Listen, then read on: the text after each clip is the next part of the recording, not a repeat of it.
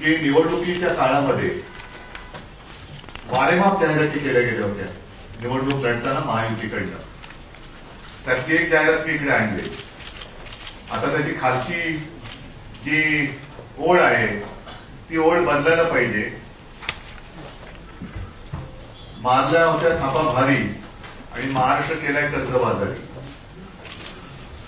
ही ओळ घेऊन त्याने आता पुढे जायला पाहिजे. आणि आम्ही थापा मारू पण थापा मारण्याचं आम्ही थांबणार नाही, हे त्यांचं आता घोषवाक्य झालेलं आहे. ज्या गोष्टी याच्यामध्ये सांगितल्या आणि सरकार त्यांनी आणलं, मतं मिळवली, ठीक आहे. त्यातला ईव्हीएमचा घोटाळा, नंतर तो ईपीआयसीचा नंबर वगैरे हा एक मुद्दा तांत्रिक भाग वेगळा आहे, तो आता मी इकडे आणत नाही. पण बहुमत मिळालेले सरकार आहे, प्रचंड बहुमत. त्या ज्या काही 10 थापा होत्या त्याच्यापैकी एक तरी गोष्ट या सरकारने आज केले का? पहिली जी होती ती लाडक्या बहिणीला 2100 दिले का? नाही. शेतकऱ्यांना कर्जमाफी, मी कालच त्याच्यावरती एका कार्यक्रमात बोलताना बोललो. खरं म्हणजे कारण नसताना माझं नाव माननीय मुख्यमंत्र्यांनी त्यांच्या भाषणात घेतलं होतं आणि म्हणाले होते की स्थगिती द्यायला मी काय उद्धव ठाकरे नाही. आणि मी त्यांना सांगितलं होतं की तुम्हाला उद्धव ठाकरे होता येणार नाही. उद्धव ठाकरे व्हायचं असेल तर उद्या म्हणजे आज जो अर्थसंकल्प सादर केला जाणार आहे त्याच्यात जसं मी माझ्या नागपूरच्या पहिल्या अधिवेशनात शेतकऱ्यांना कालबद्ध एक कार्यक्रम देऊन कर्जमुक्त केलं होतं, तसं कर्जमुक्तीची तुम्ही घोषणा करा आणि अंमलबजावणी करा. ती झालेली नाहीये. त्याच्यानंतर प्रत्येकास अन्न आणि निवारा, हे तर अखंडपणाने चालत राहणारी एक ती प्रक्रिया आहे. प्रत्येकाला तुम्ही अन्न कधी देणार, निवारा कधी देणार. त्याच्यानंतर वृद्ध पेन्शन धारकांना 2100 रुपये. जीवनावश्यक वस्तूंच्या किमती स्थिर कधी ठेवणार? तुमचं सरकार स्थिर आहे ना. एवढं प्रचंड बहुमत मिळाल्यानंतर जर सरकार स्थिर झाल्यानंतरही किमती वस्तूंच्या, जीवनावश्यक वस्तूंच्या किमती स्थिर ठेवणार नसाल तर तुमच्या या बहुमताच्या सरकारला कोण किंमत देणार? हा एक प्रश्न त्यांनी विचारला पाहिजे. 25 लाख रोजगार निर्मितीमध्ये 10 लाख विद्यार्थ्यांना वगैरे हे सगळे आहे ना. विद्यार्थ्यांना 10,000 रुपये, 45,000 गावात पांदण, हे त्यांनी वेगळंच हे केले. पांदण रस्ते बांधणार. आता ही घोषणा करा. आम्ही सुद्धा योजना सुरू केली होती. अंगणवाडी आणि आशा सेविकांना 15,000 आणि सुरक्षा कवच दिले का? वीज बिलात 30% कपात करून सौर आणि अक्षय ऊर्जेवर भर देण्याचे वचन. हे वचन सुद्धा चालूच राहणार आहे, कारण आम्ही सुद्धा सौर ऊर्जेचा प्रयत्न करत होतो आणि ती योजना सुरू केली होती.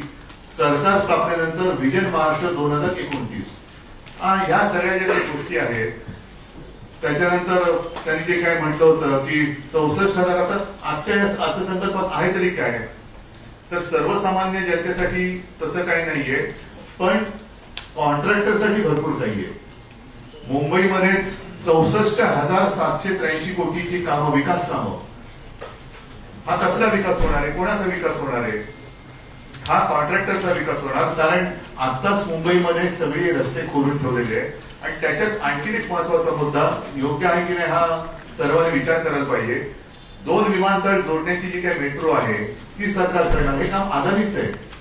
कारण विमानतळाची कामं आणि सगळी जागा जर का अदानीला दिली असेल तर हे काम अदानीने केलं पाहिजे. हे सरकारचं काम नाहीये.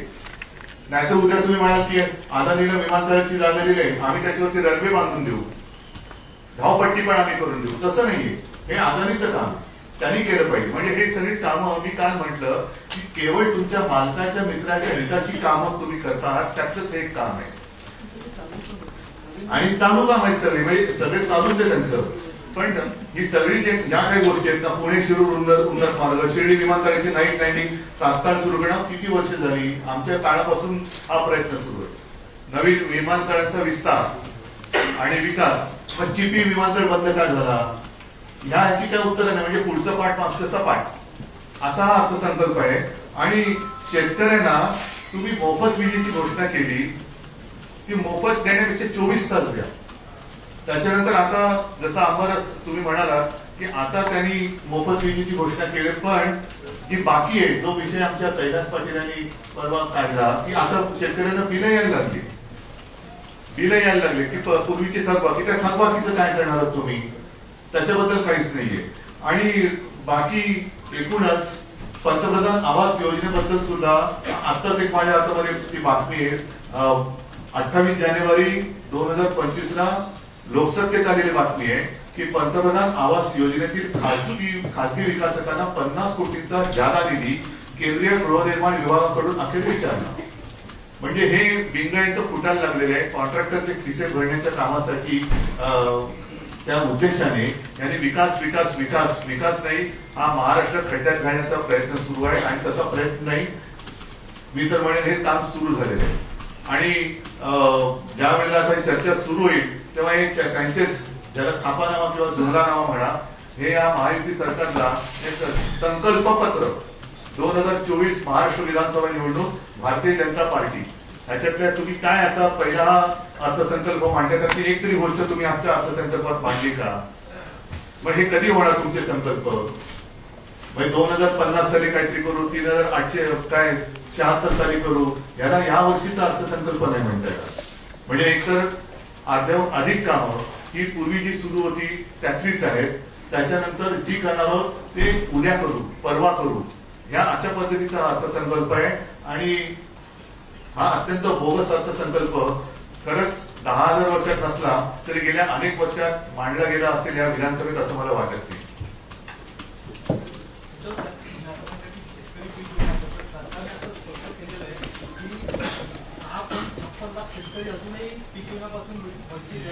पण त्याच्यामध्ये 1 रुपयात पीक विमा, 1 रुपयात पीक विमा योजना जी होती त्याचा भ्रष्टाचार बाहेर आमच्या खासदारांनी पण काढला. ती योजना बंद करण्यासाठी सुद्धा मला बंद पडलीच आहे. म्हणजे या सगळ्या योजना ज्या आहेत त्या गडबड घोटाळ्यांच्या योजना आहेत. प्रधानमंत्री आवास योजना हा अर्थसंकल्प हा एकूण आभास योजना आहे. जशी आवास योजना आहे तसं तो वचा भर करा आभास योजना आहे. त्याच्यामुळे प्रत्यक्ष शेतकऱ्यांना हमी भावाचं काय बोलले, सोयाबीनचा हमीभाव, कापसाचा, सगळ्याचा हमीभावाबद्दल काही नाहीये. पीक विम्याबद्दल जो घोटाळा झाला त्याच्याबद्दल काही नाहीये. काहीच म्हणजे याच्यामध्ये हाताला काहीच लागत नाहीये कागदपत्रांखेरीज. आता पालिकेला सुद्धा पालिकेची काल मला वाटतं आदित्य नगरची तो विषय घेतला. तुम्ही सरकार म्हणजे सहकारी साखर कारखाने ज्यांच्या बगल बच्च्यांचे त्याला 1100 कोटीची थक हमी जी मी बंद केली होती कारण ही लूट आहे, त्यांना तुम्ही तुमची त्याची थक हमी घेता, साध्या शेतकऱ्याला तुम्ही थक हमी घेत नाहीत त्याची. आणि महापालिकेची जी येणं आहे 16,000 कोटी ते कधी देणार? मेट्रोवरती एवढा खर्च करताय, करा ठीक आहे, पण बीएसटी वरती का नाही करत? आम्ही आमच्या काळामध्ये बीएसटीला पण मदत करतच होतो. इस बजट में हमारा सरकार ने राष्ट्रीय बैंक में 36,000 करोड़ पास किए. जब आप 1 मिनट अच्छी बात की आपने, जब ये योजना जाहिर की गई थी तब कितना आंकड़ा था? 46,000. आज उन्होंने कितना किया? नहीं, खर्चा कितना हो गया? उन्होंने कहा 31,000 कोटी 31,000 कोटी खर्च केले और अब उन्होंने 36,000, मतलब पहले ही आपने झूठ कहा था 46,000 इसके लिए खर्चा आएगा, वो तो किया नहीं. 2100 रुपए तो दूर की बात, अभी 36,000. वोट तो सारे लिए ना आपने. मेरा सवाल एक था कि कमिटमेंट किया था उन्होंने कि हम 1500 से बढ़ा के 2100 कर देंगे, लेकिन ये सरकार अभी भी बोले इस साल नहीं करेंगे, आने वाले फ्यूचर बजट में. हाँ, तो फिर ऐसे कहना चाहिए था कि हम ये योजना फ्यूचर में करने वाले हैं, आप कभी आपका मन हो तो फ्यूचर में हमें वोट करना. राज्यावरती 8 लाख कोटीचं कर्ज आहे, त्याच्यानंतर 7 लाख कोटीच्या पुरवण्या मागण्या. दुसरीकडे जे निवृत्त कलाकार आहेत त्यांचं मागे मी अजून निवृत्त कलाकार नाही आहे, माझ्या कलाकार चालू आहे. राज्यावरती आर्थिक संकट असताना ही घरी बसवणार कशी आहे? नाही, म्हणूनच म्हणतात ना की मारल्या थापा भारी आणि महाराष्ट्र केला कर्जबाजारी. आता ह्या ज्या जाहिराती होत्या त्या काय करायचं? काय ते नाही काय पिजन होल जाहिराती सुद्धा पिजन होल मध्ये टाकायच्या का? बघा हा त्यांचा जो जाहीरनामा आहे तो पण त्या पिजन होल मध्ये टाकायचा का? काय करायचं का? ही लोकांची फसवणूक आहे. हे लोकांची फसवणूक आहे आणि फसवणूक करून तुम्ही चहूबाजूने फसवणूक करून सत्ता मिळवलेली आहे. आता निदान सत्ता मिळाले, लोकांना दिलेल्या ज्या तुम्ही काही वचनं तर म्हणतच नाही, आश्वासनं किंवा थापावत्या त्याच्या काहीतरी गोष्टी पूर्ण करा. उद्धव जी, महायुति के लोग कह रहे हैं कि बजट जो आश्वासन दिया गया 5 साल के लिए दिया गया, 1 साल के लिए दिया गया, लेकिन वोट तो एक ही टाइम दिया ना आपने. तो यहाँ लिखना चाहिए था कि हम आने वाले 5 साल में करेंगे, क्यों नहीं लिखा?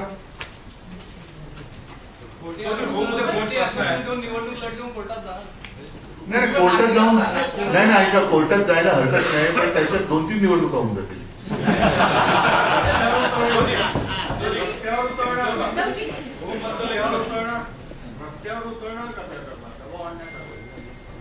दुसरं आता रस्त्याची कामं काढली, उतरणार कुठे?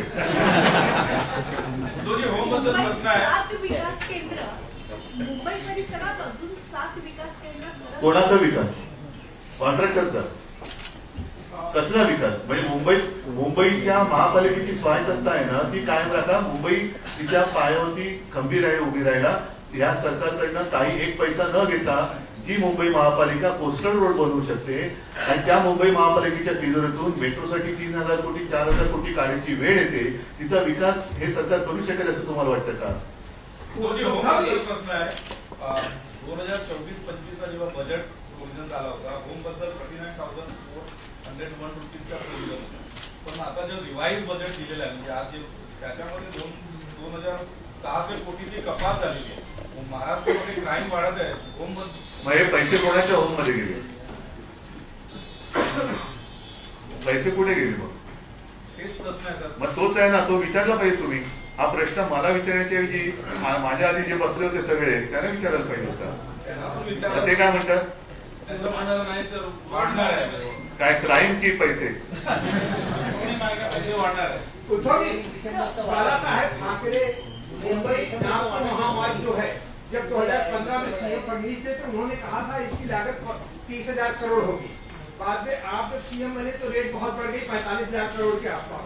आज नीतीश कुमार ने कहा कि इसका 99% काम पूरा हुआ है और 66,000 करोड़ से ज्यादा खर्च हुआ. तो ये लागत क्यों बढ़ रही है? क्योंकि वो कहना है कि आपके भी जमीनों की जो लोग की गई है और लोकबंदियों में भी जो है जमीनों के भाव बहुत महंगी कीमतों पे लोग खरीदते. नहीं, आपका जो सवाल है ना, इस सरकार का जो ध्यान है लाडकी बहना की ओर नहीं है, लाडका कॉन्ट्रॅक्टर की ओर आहे. यांचे लाडके कॉन्ट्रॅक्टर ही योजना आहे, तिने हा सगळा अर्थसंकल्प गिळलेला आहे. Sir, 2 years back, all the industries were going to Mundra. अभी डावोस में 16 लाख करोड़ के MOU साइन किए हैं. क्या चल रहा है? वो बात तो आज की छोड़ो, लेकिन हमारे समय में जितने सारे एमओयूज किए थे उसका आगे इन लोगों ने क्या किया? वो तो जमाना, वो तो समय था, वो कोरोना का था. त्या कोरोना काळामध्ये आम्ही तिकडे म्हणजे आदित्य पण गेला होता, आपले उद्योग मंत्री होते, नितीन राऊत होते, आणि आम्ही तिकडे जाऊन तिथल्या उद्योगपतींशी करार केला होता. इथले जे होते की इकडे गुंतवणूक वाढवू शकत होते, म्हणजे जसं आता कुबल लोणची आहे, लिज्जत पापड आहे, ह्यांना आम्ही लाओसमध्ये नव्हतं बोलवलेलं. खरं ठिकाण आहे ना, त्याच्यात काय आम्ही तिकडे जाऊन बेडेकर मसाल्याची असं नाही केलं, आम्ही इथल्या इथेच केले. ज्यांना इथल्या लोकांना असेल ना, जसं चितळे आहे तरी का नाही वाढायचं? भाकरवडीचे आहे तर भाकरवडीचा तो करार तो इकडे करायला पाहिजे, पुण्यात किंवा मुंबई. हा भाकरवडीचं पाकिट तिकडे घेऊन गेलं तर